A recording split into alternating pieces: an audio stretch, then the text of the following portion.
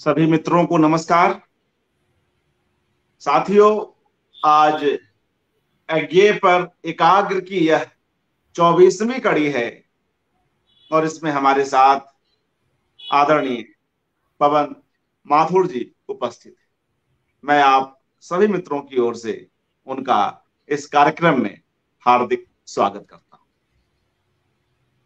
मित्रों, पवन माथुर जी लंबे समय तक दिल्ली विश्वविद्यालय में रसायन शास्त्र पढ़ाते रहे हैं और साहित्य में इनकी रुचि रही है। जब तक साहित्य के विभिन्न विषयों पर हम इन्हें पढ़ते सुनते आए। एक परिचय और पवन जी का कि अज्ञेय द्वारा संपादित तार सप्तक के कवि गिरजा कुमार माथुर जी इनके पिता हुए। मित्रों, यह संभव था पवन जी के लिए कि वे आज गिरजा कुमार माथुर जी और अज्ञेय जी पर केंद्रित अपने इस वक्तव्य को संस्मरणात्मक भी रख सकते थे, मगर जानबूझकर वे आज की इस कड़ी में संस्मरण के पक्ष को छोड़ रहे हैं और सिर्फ आलोचनात्मक वक्तव्य तक ही स्वयं को सीमित कर रहे हैं। कभी किसी और अवसर पर हम इनसे अनुरोध करेंगे कि इन दो लेखकों, इन दो कवियों के बीच के अंतर संबंधों पर भी बात हो। फिलहाल आज की इस कड़ी में हम पवन जी की ओर से अज्ञेय की कविता पर चर्चा सुनेंगे और अज्ञेय की कविताओं के बहाने वे उनमें अनुसूत विचार को भी उठाएंगे और जो भी आलोचक ईमानदारी से जब अपनी बात रखता है, किसी कवि के काव्य लोक में प्रवेश करता है, तब उसके सामने कई प्रश्न भी खड़े होते हैं। तो आज इस आलोचनात्मक अनुशीलन में हम कुछ ऐसे विचार बिंदुओं को भी सुन सकें। मैं आप सभी मित्रों की ओर से इनसे अनुरोध करता हूं कि आप कृपया अपना वक्तव्य आरंभ करें। पवन जी। बहुत बहुत धन्यवाद अर्पण जी। सबसे पहली बात जो मैं आपसे शेयर करना चाहता हूं वह यह है कि जब कभी कोई रचनाकार लगभग 50 वर्ष से ज्यादा रचना करता रहे और साहित्य के शीर्ष पर पहुंचे और उसके बाद वह हम सबके बीच से चला जाए, वह न तो आपके प्रश्नों का उत्तर दे सकता है आज, न वह आपकी जिज्ञासाओं को शांत कर सकता है, न वह अपने ऊपर लगे आरोपों का खंडन या मंडन कर सकता है। ऐसे स्थिति में अगर हम उसकी रचनाकार की छवि को पुनः उकेरना चाहते हैं तो सबसे जो सही माध्यम है वह उसका रचा हुआ टेक्स्ट है। इसलिए आज मैं अपनी बात अज्ञेय जी पर उनके टेक्स्ट के माध्यम से ही रखूंगा, स्मरण और संस्मरण के माध्यम से नहीं करूंगा। सदा नीरा भाग 2 में की भूमिका में अज्ञेय जी ने कहा है कि आरंभ से ही मैं समाज से बाहर रहा और पुस्तकों का समाज ही मेरा समाज बना। आगे वे कहते हैं कि इतिहास, अंग्रेजी साहित्य, काव्य, नाटक, उपन्यास, उर्दू और फारसी के प्रमुख ग्रंथ, चित्रकला, और मूर्ति कला की सचित्र पुस्तकें उनके पास बहुत थीं, और वे लिखते हैं कि उन्होंने इन सभी पुस्तकों का सदुपयोग किया।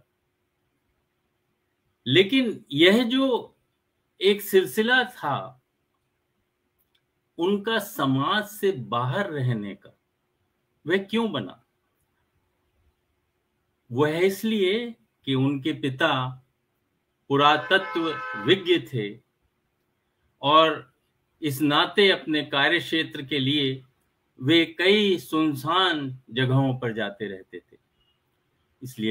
इसलिए बचपन भी अज्ञे जी का उन सुनसान स्थलों पर ही बीता।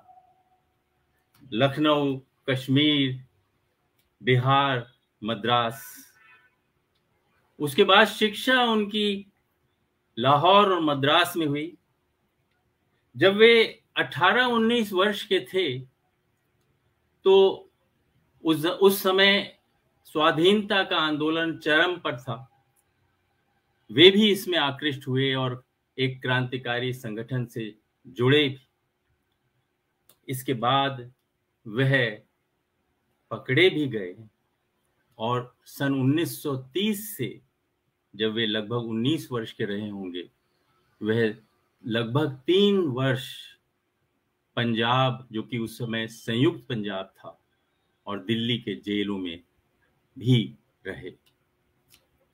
अर्पण जी, मैं आपका ध्यान इस ओर आकृष्ट करना चाहूंगा कि युवा अज्ञे जब जेल में बंद थे तब वे क्या लिख रहे थे? उन्होंने शायद डायरियां लिखी होंगी, क्योंकि सदा नीरा भाग 1 में वह सब संकलित है। और मैं आपको कुछ 2-3 चीजें उसमें से पढ़कर सुनाना चाहूंगा। 26 जून 1932 की एक एंट्री है, दिल्ली जेल। मैं 1000 बार अभिव्यक्ति का प्रयत्न करता हूं, 1000 बार अभिव्यक्ति का प्रयत्न करता हूं, किंतु उसमें मेरे भाव नहीं होते, उसमें मैं नहीं होता। एक एंट्री है। दूसरी एंट्री है उसके 6 महीने बाद, 7 दिसंबर 1932, दिल्ली जेल। जीवन बीता जा रहा है, प्रत्येक वस्तु बीती जा रही। आगे लिखते हैं, किंतु इस अनंत नश्वरता में एक तथ्य रह जाएगा, नकारात्मक तथ्य, किंतु तथ्य कि एक क्षण भर को ही हम तुम इस निरर्थक तुमुल के अंश नहीं रहे थे। एक और एंट्री मैं उल्लेख करता हूं, 10 दिसंबर 1933, लगभग 1 वर्ष बाद, मुल्तान जेल में। छाया, मैं तुम में किस वस्तु का अभिलाषी हूं? छाया, तुम्हारी नित्यता, तुम्हारी निरंतरता और निरंतर सत्यता क्या है? छाया, मैं क्या पा चुका और क्या खोज रहा हूं? अर्पण जी, आप मार्क करेंगे कि 21 वर्षीय अज्ञे के की पॉइंट्स क्या थे।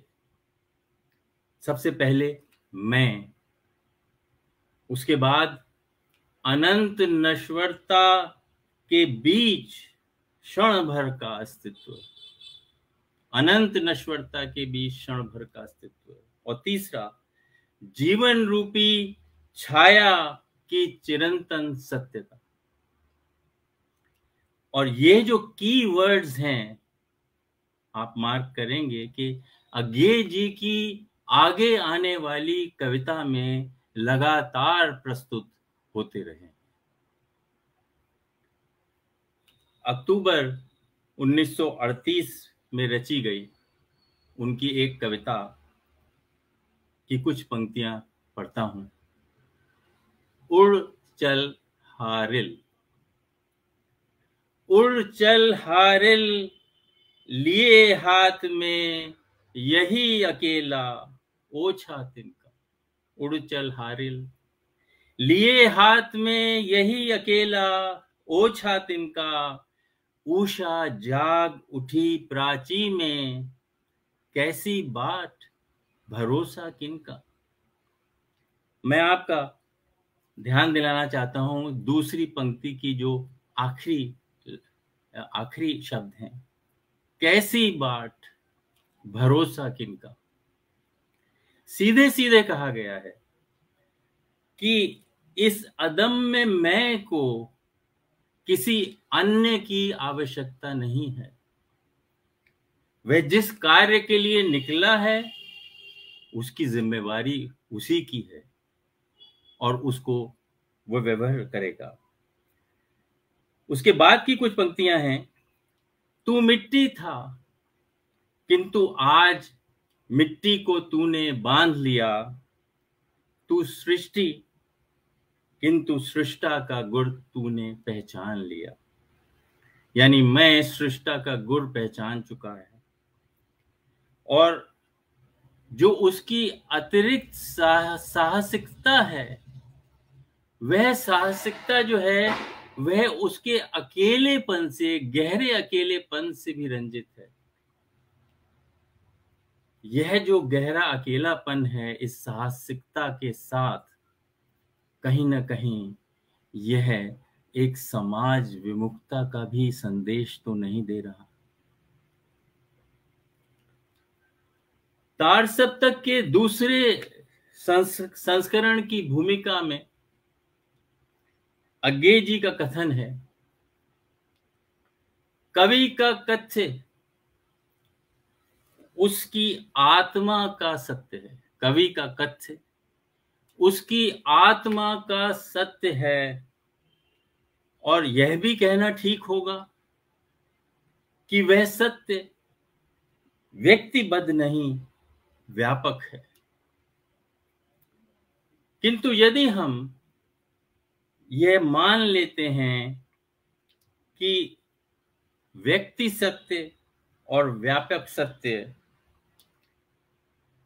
की दो पराकाष्ठाएं हैं, तब हम उनके बीच कई स्तरों की उद्भावना करते हैं और कवि इन स्तरों की सीढ़ी पर किसी भी पायदान पर हो सकता है।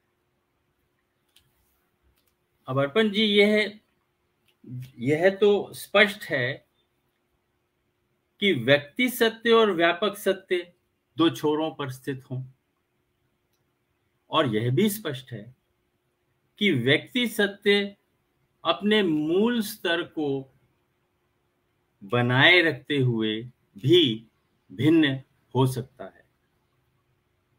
लेकिन दो छोरों की पराकाष्ठाओं के बीच कई स्तरों की उद्भावना जिन पर कवि टिक सकता हो, यह कुछ परेशान करती है। अज्ञे जी विज्ञान के विद्यार्थी रहे थे। एक संवाद में वे कहते हैं, मैंने जितना भौतिक विज्ञान पढ़ा उससे मैंने बहुत कुछ सीखा है। मैं विज्ञान का विद्यार्थी था और विशेष रूप से भौतिक विज्ञान के अपने गुरु का प्रशंसक भी था। संभव है कि व्यक्ति सत्य और व्यापक सत्य के विभिन्न स्तरों के चिंतन के दौरान उन्हें शायद भौतिकी का वह प्रयोग ध्यान रहा होगा जिसमें कि प्रकाश की एक किरण प्रिज्म के माध्यम से 7 रंगों में विभक्त हो जाती है और यह 7 रंग अलग अलग ऊर्जा के स्तरों पर रहते हैं। किंतु अगर हम यह मान भी लें कि यह एक समतुल्य उदाहरण है अज्ञे जी की स्तरों की उद्भावना का, तब भी प्रश्न यह है कि क्या इतने स्तरों की उद्भावना जहां अनेक अर्थ हो सकते हैं क्या, और अर्ध सत्य हो सकते हैं, तो क्या हम इन अर्ध सत्यों के घटाटोप में ही तो नहीं फंस जाएंगे? इसलिए शायद बेहतर होगा कि हम अज्ञे जी की इस तार सप्तक में जो लिखी हुई जो एक उद्भावना है उसके ऊपर चर्चा करें। हम व्यक्ति सत्य और व्यापक सत्य को उन्हीं की कविता में क्यों ना टटोलें। एक अज्ञे जी के अंतिम काव्य संग्रह ऐसा कोई घर आपने देखा है, सन 1986 का है। उसकी एक कविता है, देहरी पर दिया। मैं कुछ पंक्तियां इसकी पढ़ता हूं, छोटी ही कविता है। देहरी पर दिया बांट गया प्रकाश, कुछ भीतर कुछ बाहर, बट गया हिया कुछ गेही कुछ यायावर, हवा का हल्का झोंका कुछ सिमट कुछ बिखर गया, लौ कांप कर फिर हुई मैं सिहर गया। अर्पण जी, अगर मैं अब यह प्रस्तावित करूं कि देहरी पर दिया को काव्य अभिव्यक्ति की उपस्थिति, प्रेजेंस से द्योतित किया जाए, तब इस अभिव्यक्ति के प्रकाश से अंतर मन और दोनों ही वस्तु सत्य दोनों ही प्रकाशमय हो जाते हैं। हृदय भी कुछ स्थिर अस्थिर हो जाता है, और हम विचलन का प्रतीक मान लें, तब अभिव्यक्ति की लौ इस विचलन से कांपती है। कहने का सार यह है कि काव्य अभिव्यक्ति की प्रेजेंस अंतर्मन और बाह्य को प्रकाशमय करती हुई विचलन का कारण दोनों ओर बनती है, और इस नाते अभिव्यक्ति की लौ सिहर उठती है। अब यह जो एक इसका कविता का तार्किक विवेचन हो सकता है, और यह तार्किक विवेचन कुछ अज्ञे जी की मान्यताओं का पूरक भी लगता है। जैसे आत्मनेपद में उनका कथन, अनुभूति अद्वितीय है क्योंकि कोई दूसरे की अनुभूति नहीं भोग सकता। या उनका कथन, मैं लगातार नए बिंदु पर खड़ा होकर भीतर और बाहर झांकने के अपने अधिकार को छोड़ना नहीं चाहता। यह अधिकार सृजनात्मकता का बुनियादी अधिकार है। अब ये जो देहरी पर दिया की जो तार्किक एक विश्लेषण जो मैंने किया, इसमें इसमें जो अनुभूति की अद्वितीयता है, भीतर बाहर का द्वैत है, और काव्य वस्तु की अमूर्तता है, ये तीनों ही चीजें इस कविता को व्यक्ति सत्य की पराकाष्ठा के छोर पर रख देती है। लेकिन अर्पण जी, मैंने इसी कविता को एक और दृष्टि से परखा है। अब मैं यदि कहूं आपसे कि देहरी पर दिया को काव्य अभिव्यक्ति का चिन्ह न मानकर पावनता का प्रतीक मान लिया जाए, पावनता जो बाहर की दुष्ट कालिमा को भीतर नहीं घुसने देती, प्रहरी सी उसकी लौ अंधकार को काट फेंकती है, और जब हवा की कालिमा का झोंका उस पावन लौ को कपा देता है, तब कवि मन या या कविता का मैं सिहर उठता है किसी अनिष्ट की आशंका से। अब यह जो दूसरा विश्लेषण है, पहले के मुकाबले यह दूसरा विश्लेषण कहीं कहीं उस अमूर्तता को छांट देता है, और इस विश्लेषण से ऐसा लगता है कि हम कुछ आसपास की, अपने आसपास की बात कर रहे हैं, और इस नाते हम कह सकते हैं कि यह जो दूसरा विश्लेषण है, यह इस कविता को व्यापक सत्य की देहरी तक ले आता है। एक ही कविता का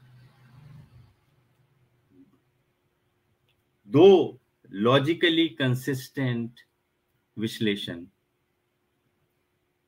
क्या यही काव्य भाषा की बहुल ध्वन्यात्मकता है?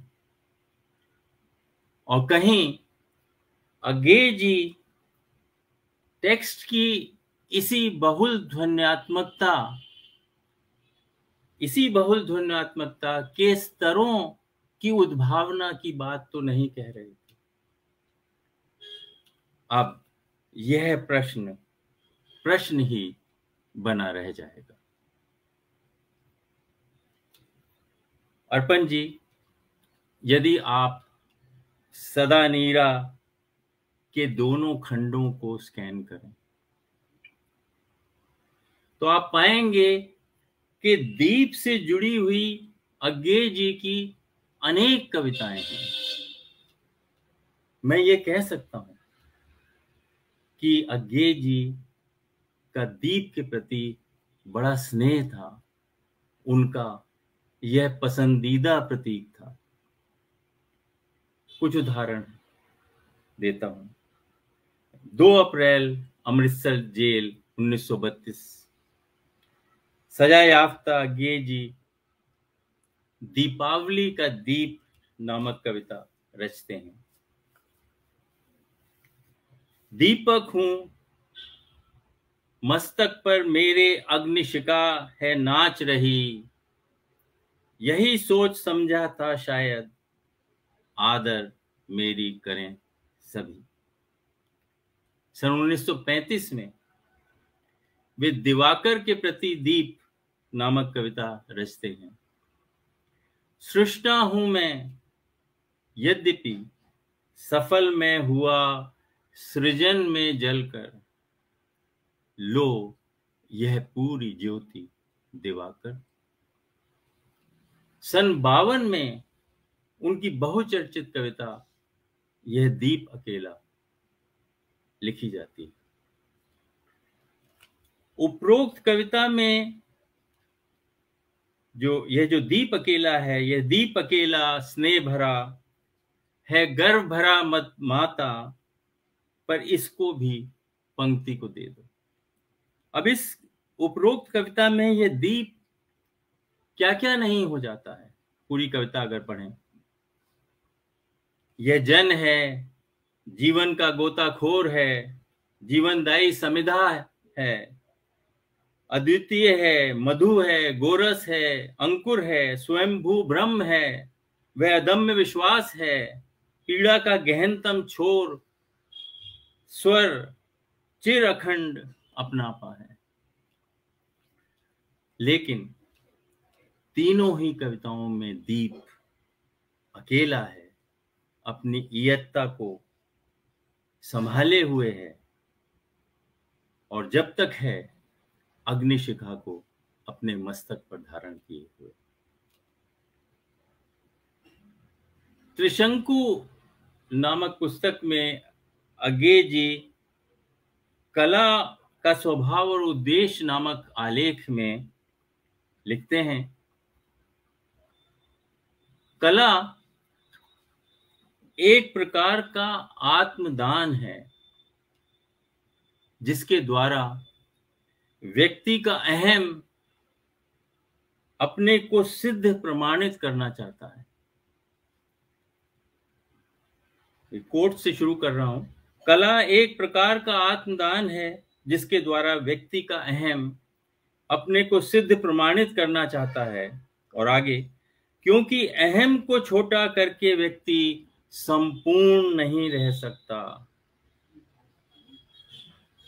बल्कि शायद जी भी नहीं सकता।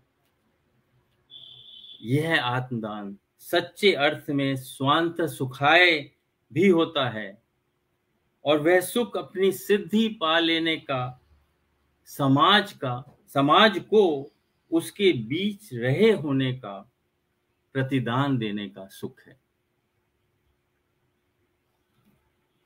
कोट्स बंद। अज्ञे जी के लिए इसीलिए यह दीप इतना करीब है, क्योंकि यह दीप अपनी इयत्ता को संरक्षित रखते हुए भी समाज के लिए अपने दाय के प्रति प्रतिबद्ध है। दीप की परम सिद्धि लेकिन पंक्ति में अपनी जगह लेना नहीं है, बल्कि अपनी लौ को प्रज्वलित रखने में है। अज्ञे जी दीप की यह जो कविता है, यह दीप अकेला, उसमें अनेक सिद्धियों का बयान करते हैं। जैसा मैंने उपरोक्त कहा कि वह यह दीप क्या क्या हो जाता है, अनेक सिद्धियों का बयान कर देते हैं। और इन सारे बयानात के बाद कहते हैं, पर इसको भी पंक्ति को दे दो, पर इसको भी शक्ति को दे दो, पर इसको भी भक्ति को दे दो। कविता पंक्ति में आया यह छोटा सा पर बड़ा महत्वपूर्ण है। यानी इस पर के माध्यम से अज्ञे जी कह रहे हैं कि दीप की सभी सिद्धियों के बाद भी अगर आप इसको समष्टि को देना चाहते हो तो दे दो, लेकिन इसमें स्वेच्छा से विसर्जन का भाव नहीं है, बल्कि इसमें एक रिजर्वेशन का भाव भी संलग्न है।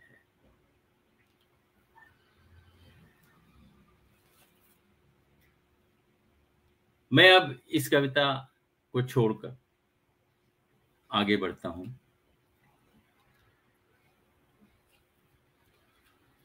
अज्ञे जी ने त्रिशंकु में टी.एस. इलियट के एक आलेख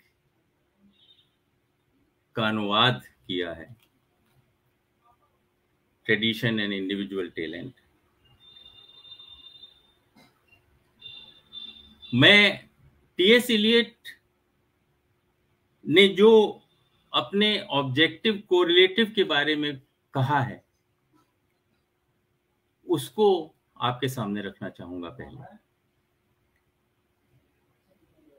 इलियट की मान्यता है कि गहन भावनाओं को कला में प्रस्तुत करने के लिए एक ही विधि है, उससे जुड़े ऑब्जेक्टिव कोरिलेटिव को ढूंढ निकालें। दूसरे शब्दों में वस्तुओं का वह समुच्चय, विशिष्ट स्थितियां या घटनाओं की श्रृंखलाएं जो उस विशेष गहन भावना, इमोशंस का फॉर्मूला बन सके। यह इलियट जी की मान्यता है ऑब्जेक्टिव कोरिलेटिव के बारे में। अब मैं इसी के सामने अज्ञे जी की रमेश चंद्र शाह से हुई बातचीत क्यों और किन के बीच नामक पुस्तक में को भी आपके सामने रखता हूं। शाह जी ने जब अज्ञे जी से इस पर प्रश्न किया तो उनका कहना था, अज्ञे जी का मंतव्य कुछ इस प्रकार था, अगर कोट्स में कह रहा हूं, अगर आपका आग्रह ऐतिहासिक वस्तु पर है या आपकी दृष्टि इतिहास को महत्व देती है, जैसा कि मैं समझता हूं कि इलियट ने दिया, तो आप वस्तु जगत में ऐसा संबंध कारक खोजते हैं जो कि ऑब्जेक्टिव कोरिलेटिव है, और जिसके निमित्त से आप अपने ऐतिहासिक स्वरूप यानी निर्वैयक्तिक स्वरूप को सामने ले आते हैं। अब दोनों रीडिंग्स को अगर आप ध्यान दें तो लगता है कि कहीं कुछ अज्ञे जी ने गोल पोस्ट शिफ्ट कर दिया। जहां इलियट इमोशंस या गहन भावनाओं के लिए ऑब्जेक्टिव कोरिलेटिव खोज रहे हैं, वहीं अज्ञे जी ने इसे ऐतिहासिक रूप या निर्वैयक्तिक स्वरूप की खोज के लिए आपके सामने रख दिया। खैर, यह जो थोड़ा सा डिफरेंस है, यह हमको अज्ञे जी की कविताओं में भी फिर दिखाई देता है। मैं एक उनकी बहुचर्चित कविता है जिस पर बहुत कुछ लिखा गया है, फिर भी मैं अपनी तरफ से उसको उल्लेख कर रहा हूं। नदी के द्वीप, जो सन 1949 में रची गई। हम नदी के द्वीप हैं, हम नहीं कहते कि हमें छोड़कर स्रोत सिवनी बह जाए, मां है वे, किंतु हम हैं द्वीप, हम धारा नहीं, स्थिर समर्पण है हमारा, हम सदा से द्वीप हैं स्रोत सिवनी के, किंतु हम बहते नहीं, क्योंकि बहना रेत होना है, द्वीप हैं हम, यह नहीं है शाप, यह अपनी नियति है। हम नदी के पुत्र हैं, बैठे नदी के क्रोड़ में, वह बृहद भूखंड से हमें मिलाती है और भूखंड हमारा पितर है। ये लंबी कविता है, मैंने इसमें से कुछ अंश छांट के पढ़े हैं आपके लिए। अब उपरोक्त कविता में अज्ञे जी ने जिस समुच्चय यानी द्वीप, नदी और भूखंड से जो कोरिलेटिव गढ़ा है, वह बौद्धिक प्रतीकों का है। वह एक ऐसे काव्य चेतस की निर्मिति कर रहा है जो निष्क्रिय भाव से अपनी नियति स्वीकारे बैठा है, फिर चाहे वह धारा के साथ न बह पाने की नियति हो, या धारा के कभी काल प्रवाहिनी बन जाने के कारण रेत हो जाने की नियति हो, दोनों ही स्थिति को वह स्वीकारे बैठा है। ऐसा काव्य चेतस की निर्मिति होती है। द्वीप उस काव्य चेतस आत्म का प्रतीक है, भूखंड उस सांस्कृतिक धरोहर का है, और धारा वह ऐतिहासिक चेतना है। अज्ञे जी के कोरिलेटिव अमूर्त प्रत्ययों के साथ जुड़ते हैं। वे कहीं भी रागात्मकता से संश्लिष्ट नहीं है इस कविता में, बल्कि यह प्रश्न भी बना रहता है कि एक गतिशील काव्य चेतस के लिए क्या एक ठस द्वीप उपयुक्त कोरिलेटिव है भी या नहीं।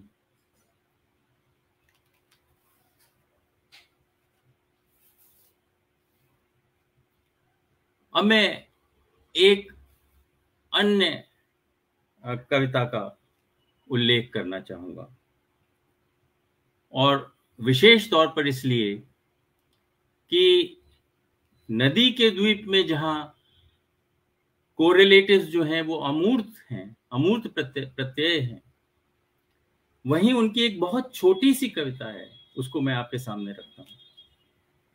1969 में लिखी गई उनकी कविता जीवन मर्म नाम से शीर्षक है। सिर्फ 8 शब्दों की कविता है, जबकि नदी के द्वीप बड़ी लंबी कविता है। इसकी पंक्ति है, झरना झरना झरता पत्ता हरी डाल से अटक गया। झरता पत्ता हरी डाल से अटक गया। बस इतनी सी कविता। अब चूंकि कविता का शीर्षक जीवन मर्म है, जाहिर है अज्ञे जी ने इतनी छोटी कविता लिखकर भी किसी गहरी मार्मिक बात को कहने का प्रयत्न किया है। और इस गहरे भाव के लिए उन्होंने कोरिलेटिव क्या चुने? 2, झरता पत्ता और हरी डाल। स्पष्ट है कि झरता पत्ता जीवन से मुक्त होने का प्रतीक है, और यह भी स्पष्ट ही है कि हरी डाल जीवन डाल है। तब कहीं झरने और अटकने के बीच ही वह मार्मिक बात छिपी है जिसे अज्ञे जी हमें इस कविता के माध्यम से कहना चाह रहे हैं। अब मेरा विवेचन कुछ इस प्रकार है। पत्ता झड़कर गिर रहा है, जीवन से मुक्त हो गया है, फिर भी जीवन डाल में अटक गया। यही तो पैराडॉक्स है। झड़ गया है, फिर भी जीवन डाल में अटक गया है। एक ही समय में वह नहीं भी है और है भी। यही पैराडॉक्स इस बिंब की जीवनी शक्ति है। इसका खुलासा इस रूप में है कि सृजनकर्ता काल प्रवाह में सृजन करके कब के चले गए, लेकिन सृजन अभी भी वर्तमान में अटका हुआ है। और यही जीवन मर्म है जिसे अज्ञे जी हमारे सामने उद्घाटित करना चाह रहे होंगे। आप देखिए कि नदी के द्वीप के कोरिलेटिव, जहां अमूर्त प्रत्ययों की बौद्धिक प्रतीकों की तरफ लिए चलते हैं, क्योंकि वहां अज्ञे जी उस ऐतिहासिक चेतना के स्वरूप को आपके सामने लाना चाहते हैं, रागात्मकता को नहीं। जबकि यहां इस कविता के कोरिलेटिव जीवन की मार्मिकता से सिंचे हुए हैं। और यही एक बात का जो डिफरेंस है इन दोनों कविताओं में, वह मैं आपके सामने आपके समक्ष रखना चाहता था। अर्पण जी, इस बिंब की चर्चा हुई है।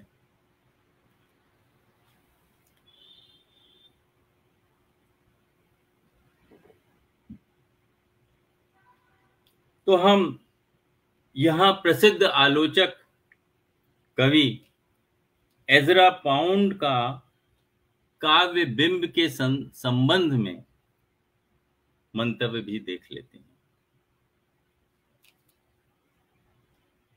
एजरा पाउंड कहते हैं, कोट्स शुरू, बिंब क्षण भर में ही बौद्धिकता एवं रागात्मकता का संश्लेष, कॉम्प्लेक्स, जटिल संश्लेष, कॉम्प्लेक्स प्रस्तुत कर देता।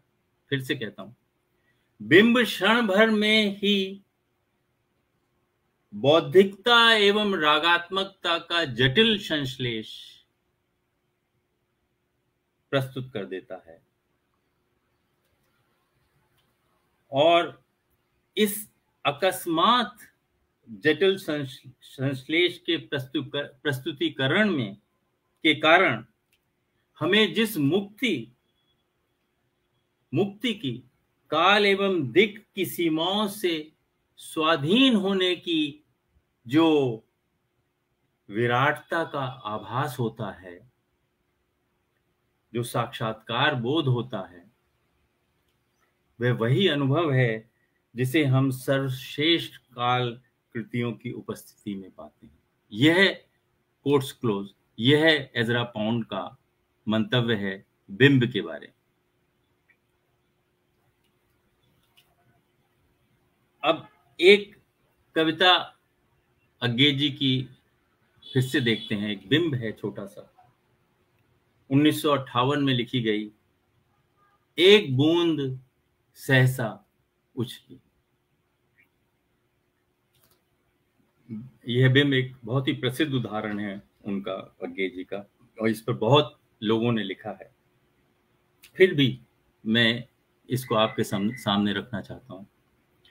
मैंने देखा एक बूंद सहसा उछली, सागर के झाग से रंग गई क्षण भर, ढलते सूरज की आग से। मैंने देखा एक बूंद सहसा उछली, सागर के झाग से रंग गई क्षण भर, ढलते सूरज की आग से। मुझको दिख गया सूने विराट के सम्मुख, हर आलोक छुआ अपनापन, है उन्मोचन नश्वरता के दाग से। कविता समाप्त हो जाती है। अब आप जरा देखें कि उपरोक्त एक बूंद सहसा उछली का जो बिंब है, उसके मूल तत्व क्या है? सहसा, अकस्मात, क्षण भर, रागात्मक संश्लेष, आलोक छुआ अपनापन, साक्षात्कार मुझको दिख गया, मुक्ति का एहसास, है उन्मोचन। क्या यही मूल तत्व एजरा पाउंड की परिभाषा के नहीं है? लेकिन महत्वपूर्ण प्रश्न यह नहीं है कि वे मूल तत्व इस कविता में हैं या नहीं। महत्वपूर्ण प्रश्न यह है कि क्या इन पाउंड की इन मूल तत्वों की उपस्थिति इस बिंब को कोई लंबा स्थायित्व देती है? आखिर यह बिंब हम लोगों के बीच अपनी उपस्थिति क्यों कायम किए हुए है? क्यों बार बार इसको पढ़ा जाता है और मन करता है? प्रश्न यह है। अर्पण जी, इस बिंब की पहली पंक्ति की संरचना यदि आप गौर करें, में एक विराट सागर तथा क्षुद्र बूंद के द्वैत के फांक को विस्तार दिया गया है। और इसी प्रकार पंक्ति 2 में सूने विराट और अपनापे के आलोक के विलोमों का आमना सामना भी कराया गया है।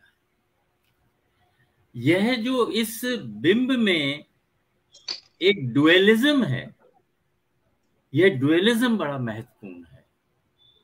लेकिन फिर भी मेरा कहना है कि इस डुअलिज्म की वजह से भी ये स्थायित्व नहीं मिलता है। शायद कुछ और भी बात हो सकती है जिसको कि मैं आपके सामने रखूंगा।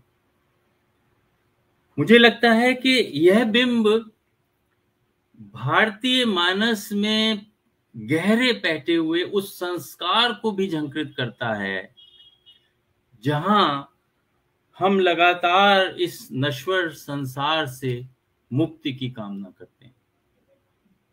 और यही नहीं,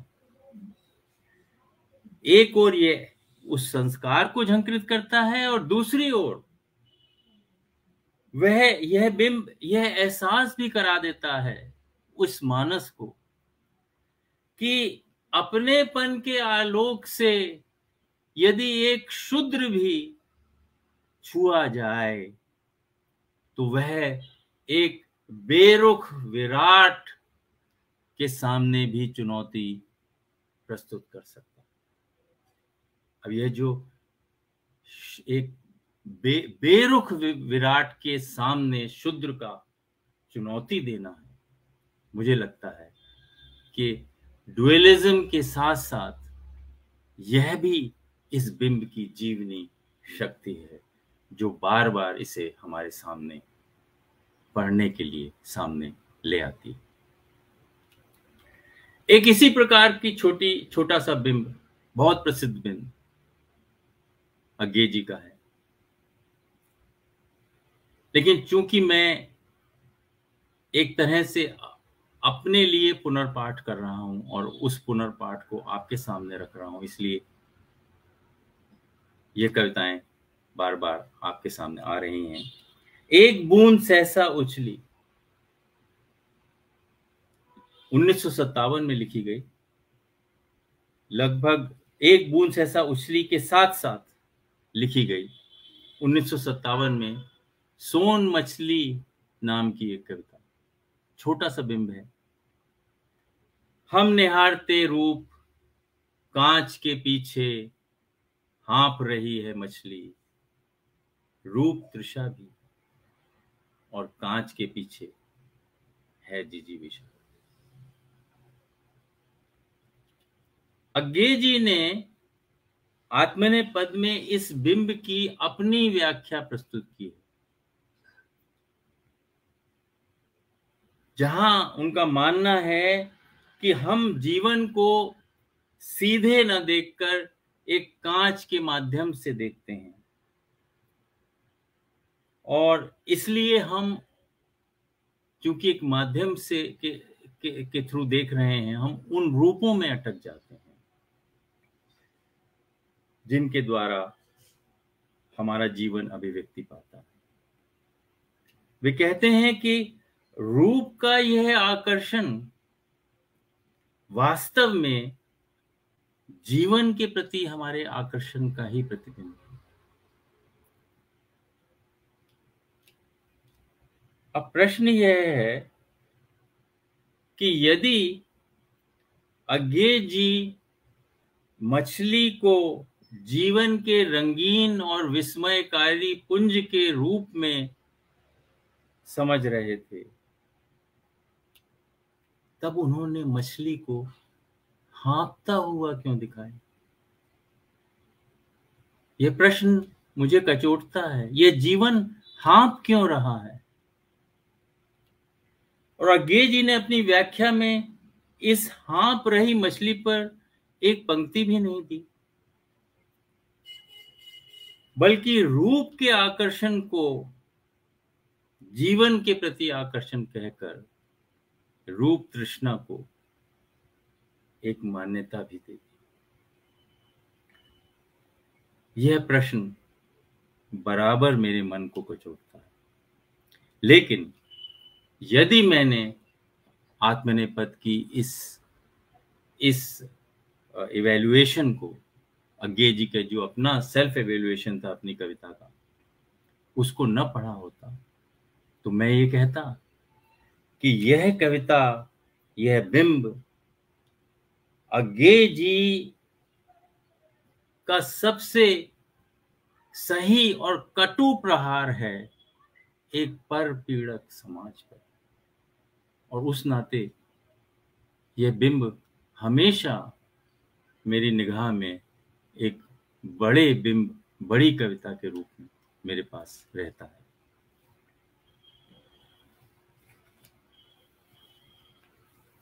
अर्पण जी, मैं एक और अज्ञे जी की से संबंधित एक और बात को भी आपके सामने रखता हूं।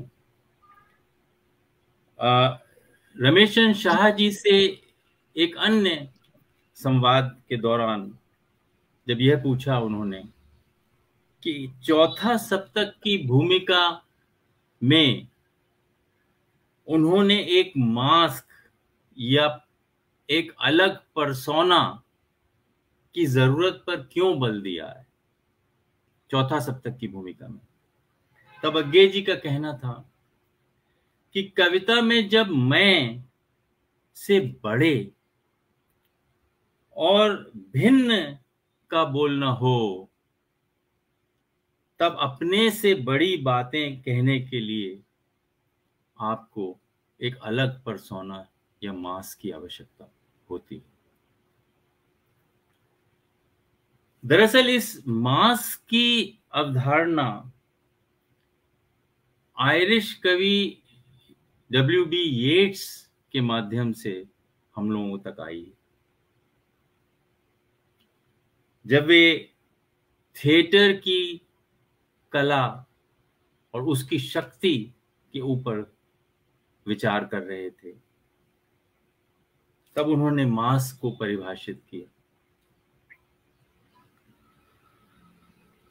दृष्टा का सरोकार पात्र है और पात्र अपने मूल आत्म की चेतना खो देता है। येट्स लिख रहे हैं, दृष्टा का सरोकार पात्र है थिएटर में, और पात्र अपने मूल आत्म की चेतना खो देता है और एक माध्यम बन जाता है, एक साफ पारदर्शी शीशा जिसके जरिए शब्दों के गहरे संवेग या आवेग प्रवाहित हो सके। यह येट्स की परिकल्पना है मास्क के बारे में। मैं इसके ऊपर और अधिक कुछ न कहकर सिर्फ कविता अज्ञे जी की जो बहुत प्रसिद्ध लंबी कविता है असाध्य वीणा, उसकी अंतिम पंक्तियों को आपके सामने रख देता हूं। श्रेय नहीं कुछ मेरा, मैं तो डूब गया था स्वयं शून्य में। वीणा के माध्यम से अपने को मैंने सब कुछ को सौंप दिया। वह महामौन, अविभाज्य, अनाप्त, अद्रवित, अप्रमेय, जो शब्दहीन सब में गाता है। ये लगभग अंतिम पंक्तियां हैं।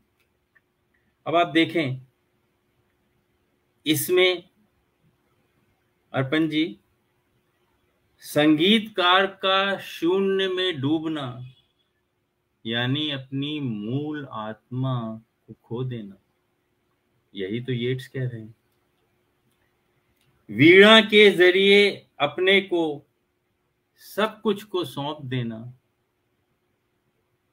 और संगीतकार का महामौन के गान का माध्यम बन जाना, ये सभी तत्व येट्स के मास्क के ही तो हैं।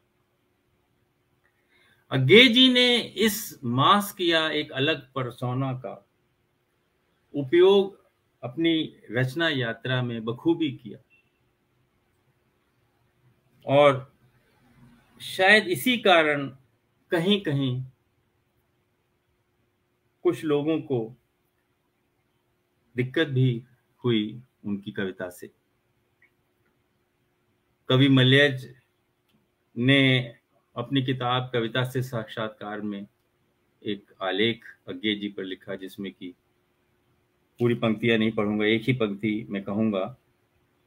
मैं लिखा कि भाषा अज्ञे जी की जो है उसमें रागात्मक ताप की कमी उनको लगती है, और निर्मल वर्मा जी ने कला के जोखिम नामक पुस्तक में उन्हीं पर एक आलेख केंद्रित करते हुए उन्हें लगा, मैं पूरी कोट नहीं पढ़ रहा हूं, स्वयं सत्य को तलाशने की अंतर पीड़ा की उन्हें कमी मिलती है। अब शायद यह इसीलिए रहा होगा कि अज्ञे जी जब मैं से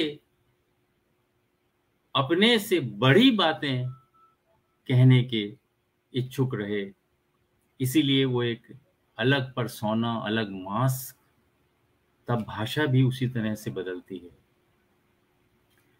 और आपकी, क्योंकि आप अपनी चेतना से नहीं लिख रहे, आप एक मास्क, एक अलग पर्सोना की तरह से लिख रहे हैं, तब शायद उसमें वह रागात्मकता भी कहीं ना कहीं मिस होती है।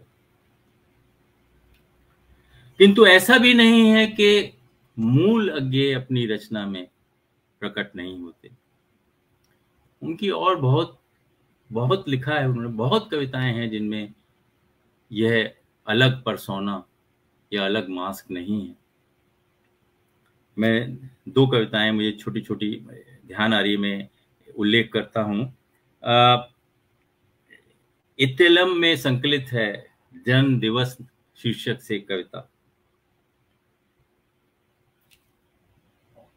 जन्म दिवस की कुछ पंक्तियां हैं। मैं मरूंगा सुखी क्योंकि तुमने जो जीवन दिया था उससे मैं निर्विकार खेला हूं, खुले हाथों उसे मैंने वारा है, धज्जियां उड़ाई हैं।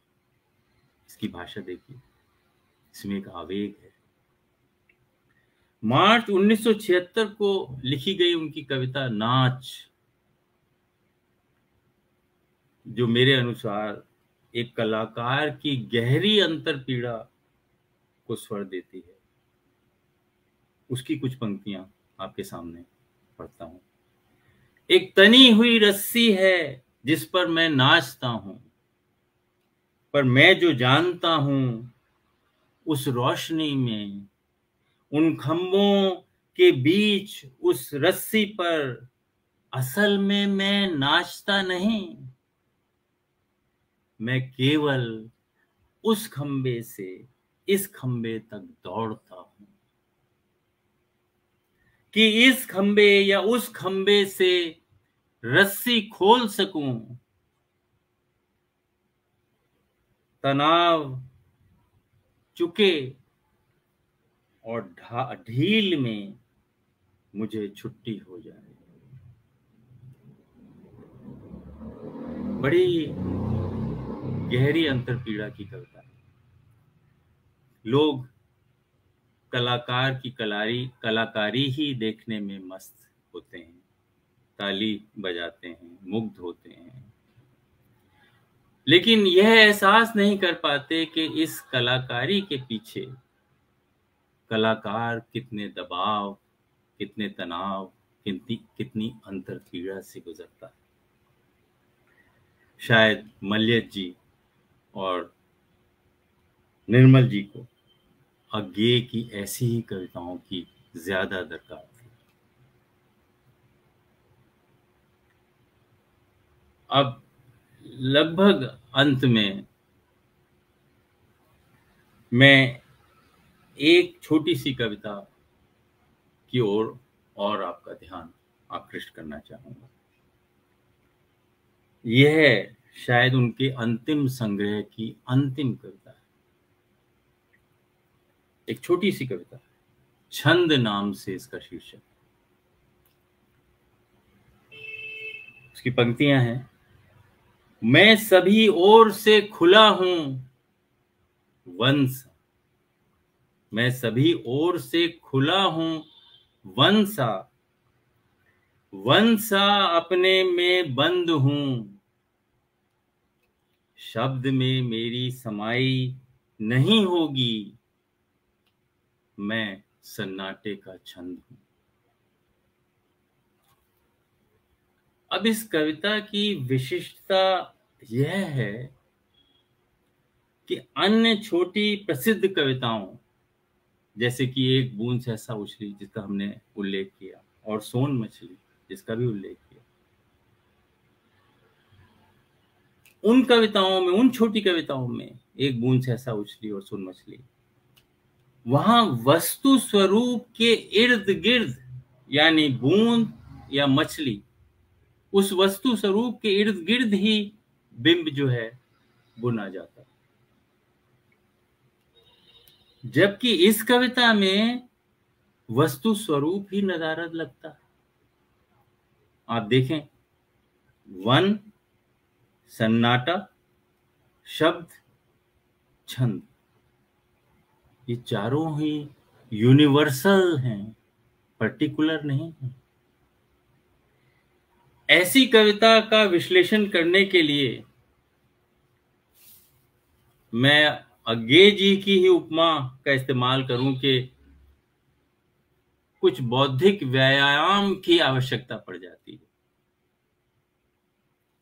प्रश्न यह है कि वन और सन्नाटा किसके कोरिलेटिव है?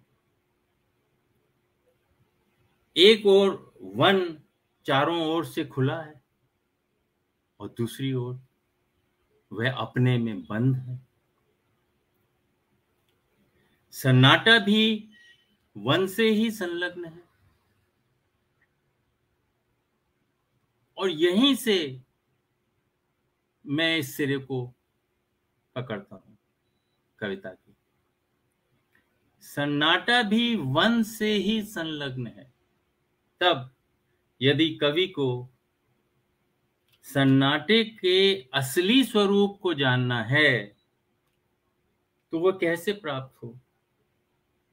जाहिर है, जब वन में सभी क्रियाकलाप बंद हो जाएं, तभी सन्नाटे का असली स्वरूप मिल सकता है। लेकिन ये सभी क्रियाकलाप कैसे बंद हो सकते हैं? क्योंकि यह तो क्रियाकलाप तो काल में होते हैं। तो क्या सन्नाटे के सही स्वरूप को पहचानने के लिए काल से परे जाना हो? मैं यह प्रश्न को अभी फिलहाल यहीं छोड़ता हूं और अज्ञे जी की पुस्तक संवत्सर, जिसमें उन्होंने काल चिंतन किया है, उसको खोलता हूं। शाश्वत काल और इतिहास क्रम में अज्ञे जी लिखते हैं, काल ही मेरा शिकार है, लेकिन काल ही वह जंगल है जिसमें मैं उस शिकार का पीछा कर रहा हूं। अब हमें एक सूत्र मिल गया, काल ही वन है, काल ही जंगल है, काल ही वन है। वन चारों ओर से खुला है। क्या तात्पर्य है? यह काल का आगत बोध है। वन अपने में बंद है, यह काल का विगत बोध है। और सन्नाटा वह बिंदु है जो काल से परे है। फिर संवत्सर हमारी मदद के लिए आगे आ जाता है। उसमें एक आलेख है, मानवीय काल और अनुभव क्रम, जिसमें वे एक शुद्ध अति वर्तमान बिंदु की चर्चा करते हैं। और यह अति वर्तमान बिंदु की परिकल्पना क्या है? वह उनके काल डमरू नामक एक आलेख और संवत्सर में भी उल्लेख है उसका, वहां से प्राप्त होता है उन्हें। ये जो काल डमरू है, दरअसल ये दो शंकुओं यानी दो कोन्स, जैसे आइसक्रीम का कोन होता है, दो कोन्स को अगर उनके दोनों कोनों से मिला दिया जाए तो डमरू की शक्ल बन जाएगी। और अज्ञे जी की परिकल्पना है कि यह जो दो शंकु हैं, जो डमरू के जो नोक हैं, अगर वो वह नोक मिल जाए, वही अति वर्तमान का बिंदु है।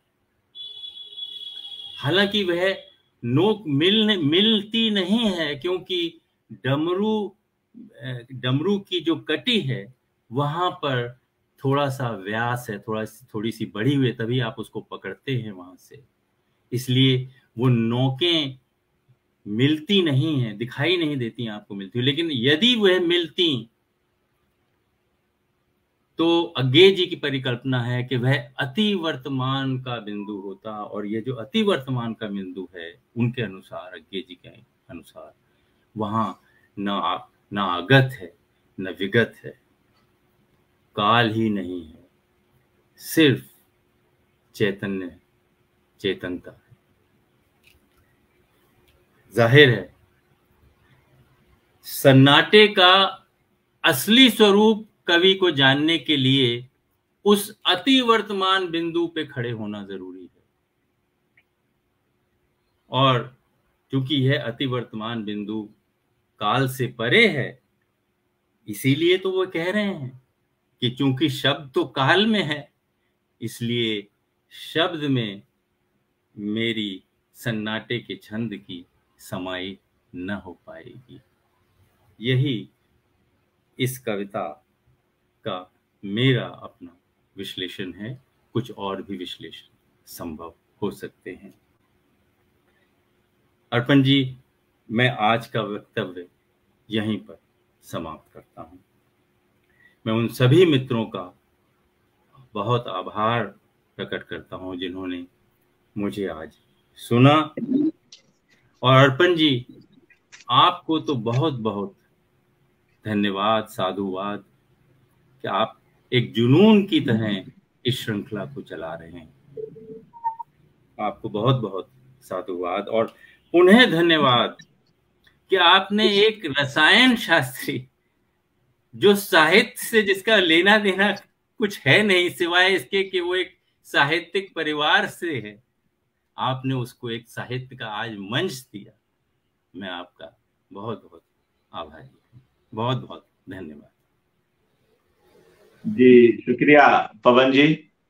और मित्रों, यह पवन जी की अपनी विनोद दृष्टि है कि वे इस तरह की बात कर रहे हैं, और जिस तरह से इनका आज यह पूरा विवेचन रहा, और जिस व्यवस्थित सुचिंतित रूप से अज्ञे की कविताओं पर क्रमवार इन्होंने बातें रखी, वह निश्चय ही मूल्यवान है। और आप सभी मित्रों की प्रतिक्रियाएं भी इस बात को सिद्ध कर रही हैं जी। तो यह इनकी विनम्रता है कि ऐसा सोचते हैं। अन्यथा क्या रसायन शास्त्र, क्या भौतिकी, क्या समाज शास्त्र, क्या राजनीति विज्ञान, साहित्य तो एक ऐसा गढ़ है जिसमें ये तमाम अनुशासन आकर शामिल हो जाते हैं। और जब अलग अलग अनुशासनों के लोग इसको उतने ही अपनत्व के साथ अपनाते हैं तो यह साहित्य जगत और सुंदर और समेकित हो उठता है। जिस शुरुआत में आपने अपने वक्तव्य में सूरज की किरण की बात की, और प्रिज्म से होकर जब वह किरण निकलती है तो 7 रंगों में फैल जाती है, तो यही तो संभवतः साहित्य का अपना सौंदर्य है कि जितने अनुशासनों के लोग आए उतनी ही तरह की बातें, उतने ही तरह के अनुभव, वैसी ही शब्दावलियां हमें देखने को, जानने को मिलती है। बहुत बहुत आभार पवन जी। और मित्रों, एक कविता चलते चलते मैं यहां पर सुनाता हूं। आज हमने पवन जी के वक्तव्य में कई कविताएं सुनी, एक और अलग ढंग की कविता अज्ञे की जो मुझे व्यक्तिगत रूप से काफी पसंद है, उसका पाठ करता हूं और इसके बाद इस कार्यक्रम को समाप्त करेंगे। अज्ञे की कविता है, हाँ दोस्त, हाँ दोस्त। हाँ दोस्त, तुमने पहाड़ की पगडंडी चुनी और मैंने सागर की लहर। पहाड़ की पगडंडी, सकरी पथरीली ढांटी पर स्पष्ट लक्ष्य की ओर जाती हुई। मातबर और भरोसेदार पगडंडी जो एक दिन निश्चय तुम्हें पड़ाव पर पहुंचा दे।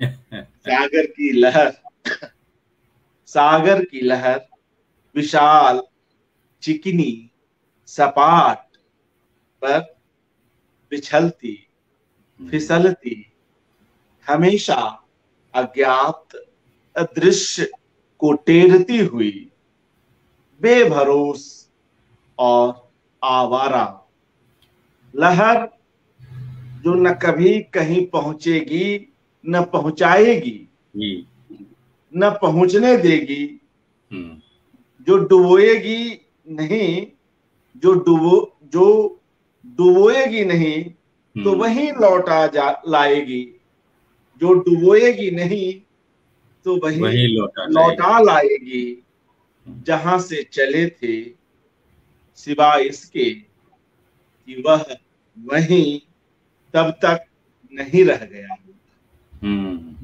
सिवाय इसके कि वह वहीं तब तक नहीं रह गया।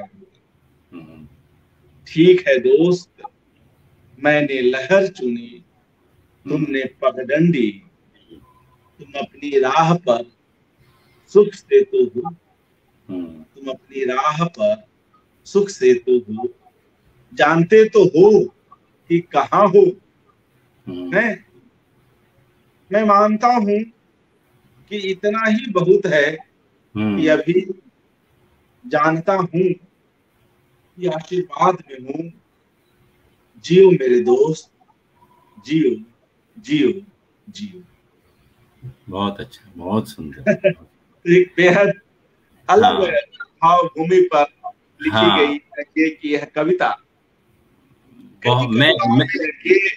मैं स्वयं एक कविता और सुनाना चाहता था, लेकिन मुझे लगा कि मैंने समय 1 घंटे से ऊपर ले लिया, नहीं तो एक कविता मैं और सुनाता। एक उनकी कविता है जो सन 1963 में लिखी गई थी। आप देखिए कवि जो है कितनी दूर की बातों को पहले से उसके मन में आ जाती है, सोच लेता है। एक दिन चुक जाएगी बात, यह उसका शीर्षक।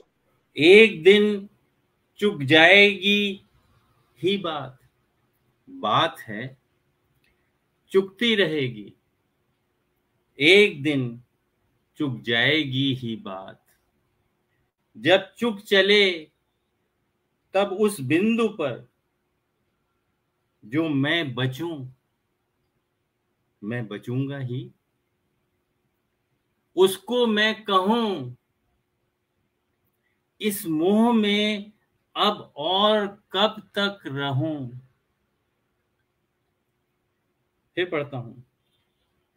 बात है चुकती रहेगी, एक दिन चुक जाएगी ही बात, जब चुक चले तब उस बिंदु पर जो मैं बचूं, मैं बचूंगा ही। उसको मैं कहूं इस मोह में अब और कब तक रहूं। चुक रहा हूं मैं स्वयं, जब चुक चलूं तब भी बच रहे जो बात, बात ही तो रहेगी, उसी को कहूं। चुक रहा हूं मैं स्वयं, जब चुक चलूं तब भी बच रहे जो बात, बात ही तो रहेगी, उसी को कहूं। यह संभावना, यह नियति कवि की सहूं, उतना भर कहूं, इतना कर सकूं जब तक चुकूं। वाह वाह जी।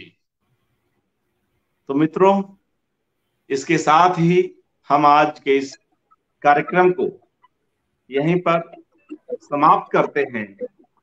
और मैं अपने इस कार्यक्रम में जो मित्रगण जुड़े हैं, एक बार उनके नाम ले लूं, मगर उसके पूर्व एक प्रश्न है पवन जी, उदय भानु पांडे जी का। ऐसा क्यों है कि अज्ञेय के नायक की प्रेमिका बहन भी होती है? वे उनके उपन्यास के संदर्भ में यह बात कर रहे हैं। नहीं, मैं आज मेरा आलेख उनकी कविता पर है, इसका उत्तर मैं आज नहीं दे पाऊंगा। उदय भानु पांडे जी पूर्व में इस विषय पर कई वक्ताओं ने अपनी बात रखी है, और खास तौर से बिंदु भट्ट जी ने भी इस पर रोशनी डाली है। नदी के द्वीप की बात हुई थी, यहाँ आप जो है शेखर एक जीवनी के संदर्भ में यह प्रश्न कर रहे हैं। नदी के द्वीप पर बात करते हुए वे इस पर भी विचार करती हैं, और इस तरह से कुछ और वक्ताओं ने भी इस विषय को पूर्व में लिया है और उस पर बात की है।